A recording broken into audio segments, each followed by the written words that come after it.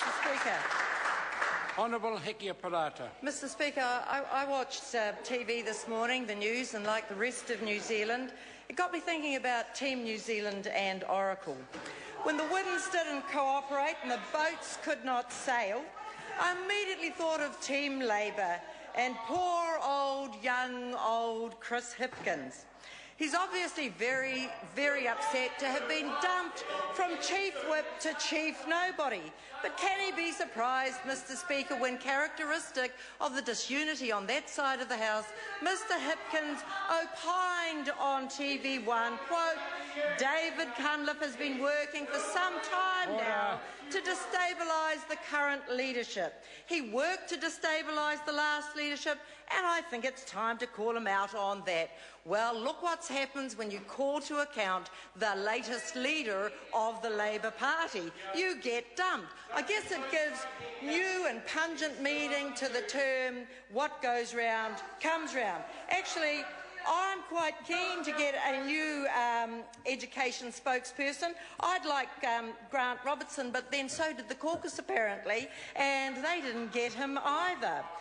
When Mr Cunliffe said he was not out for retribution, it's a bit like Larry Ellison saying he's really relaxed about how well Team New Zealand is doing.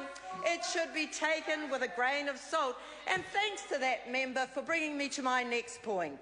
When we announced Partnership Kura yesterday, we announced the facts of them, but the first time the latest Labour leader actually remarks on education, it's to use no facts whatsoever. It's to say they're unaccountable, when in fact they're going to be reporting 4 times a year to the ministry, which is not required of schools. They are going to be monitored not only by ERO, but by the Authorisation Board. The latest Labour leader said that they were going to be businesses, but in fact 4 are charitable trusts and 1 is a PTE. The latest Labour leader said that they wouldn't be meeting the needs of those we are targeting, when in fact they're required to have 75%. So if that's the kind of reliability that we can expect from the latest Labour leader, then I think we will continue to see the disunity of the mob opposite. On this side of the House, we are focused on an education policy, and indeed my colleague, the Honourable Anne Tolley, has indicated today that we're interested in education all over New Zealand's system, both in school and in prisons, and how we make sure that people are skilled for the workforce and the economy, about which the latest Labour leader speaks, but has no policy as to how it's actually going to be achieved. Because guess what?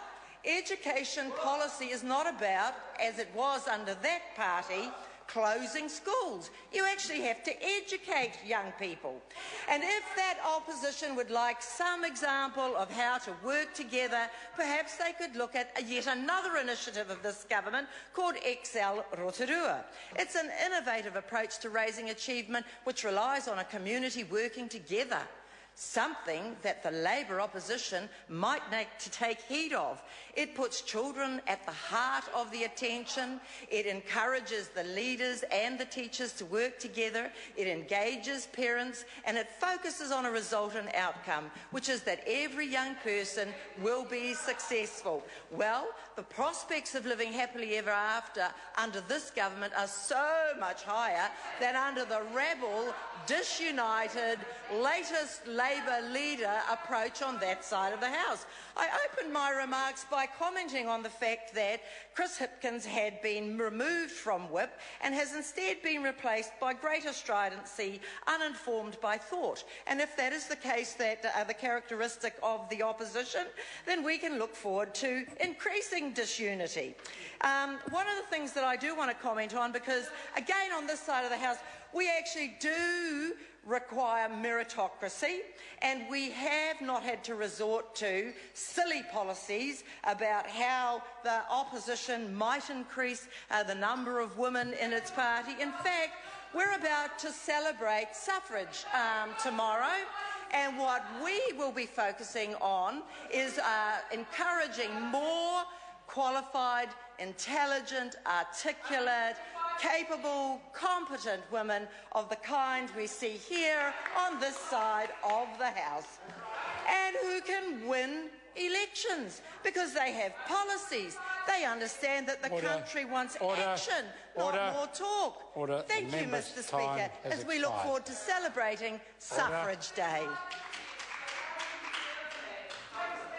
Mr. Speaker. Jan Logie. Thank you.